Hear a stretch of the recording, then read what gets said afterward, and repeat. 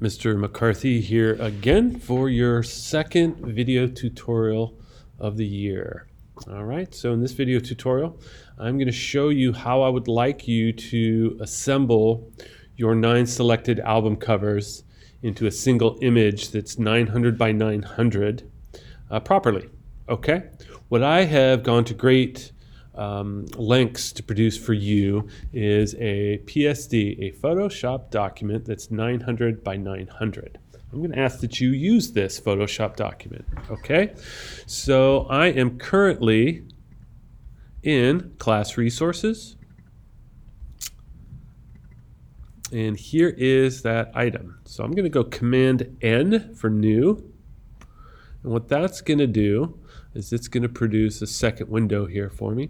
Here are my album covers. Okay, so this is the folder that I asked you to put together in the last video, and inside that are my 9 albums. I have a little extra information in there. You don't need to pay attention to that. Okay, so what I'm going to do is I'm going to just drag this into this folder, and there it is. Okay.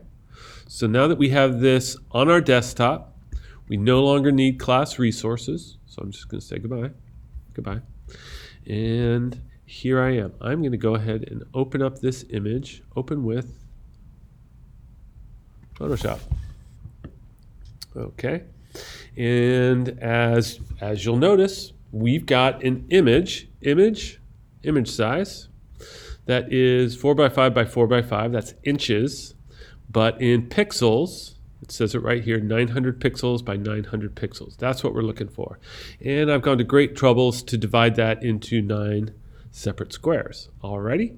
And what I would like you to do is to place each album that you've selected artfully into each square. By artfully, what I'm going to ask you to do is arrange them in a way that is pleasing to the eye. Okay, we're just starting graphic design. Haven't taught you anything yet. So what we're going to start with is what you think looks good. And then as we move into the quarter, into this graphic design unit, we'll start learning about some of the principles of graphic design and see if we can start applying that to our work. But for now, I just want you to make it look good. All right, in your own way. All right. Let's do this. It's been a quarter since we've actively focused on Photoshop, so follow with me here and I'll show you how to quickly get your 9 images on here. This is how I'd like you to do it. I'm going to ask you to go to File, Scripts, Load Files into Stacks. Okay. And when we get here, you're going to want to go Browse. Okay, and here we are. And so I'm going to go ahead and select my 9 images. So I don't want to select this one again. 2. This I produced for the video, so I don't need that. 3, 4, 5, 6, 7, 8, 9. And I'm going to go ahead and open those. Okay, so here they all listed. Okay,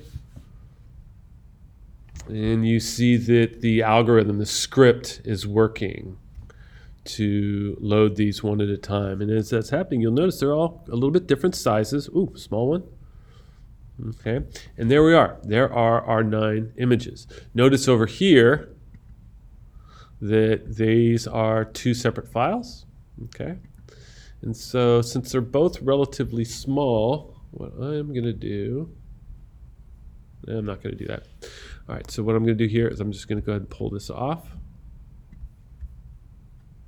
I'm on my top layer, okay, and oops, I moved that over there. And notice that when I went to the main file, it disappeared, okay, but if we go to Window, we have 2 files that are open, so I'm going to open up the other one, and there it is. This is on top of that one. So I'm on my top layer. This is the Beastie Boys here, so I'm just going to pull that over. And I'm just going to, for now, put that up into the top corner.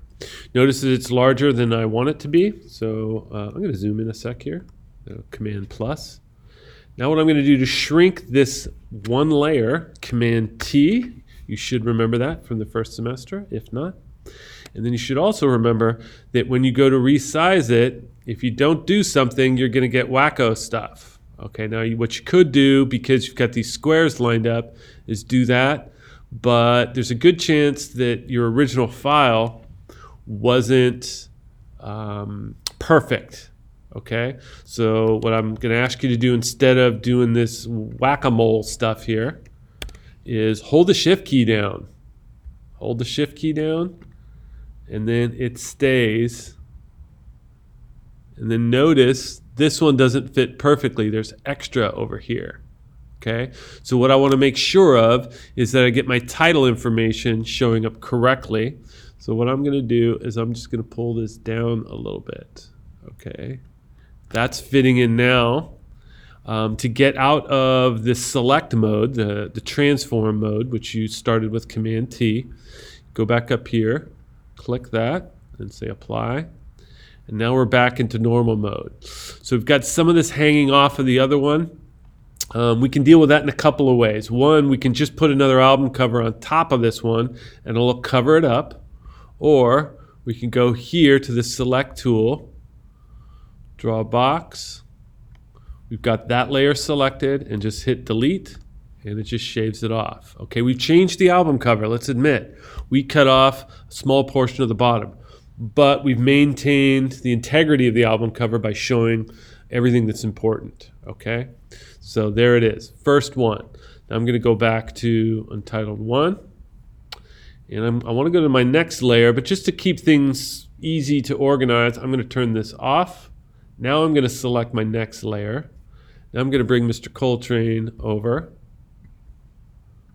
Okay, he's relatively large as well. Command T, holding the shift key down, and I'm pulling that in. Ooh, he fits real nicely there. And then notice how the title comes right to the very edge here. So it's super important that those are inside of my guides here. All right, so to finish this off, I'm going right back up here, click apply, and there we go.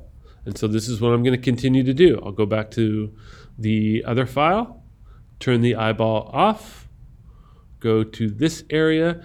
This is more of a white album cover. I've got mainly white here. This is a darker album cover. So I think what I might do is put this one in the middle. So I've got it selected. I've got this selected. I'm going to pull Frank Ocean over.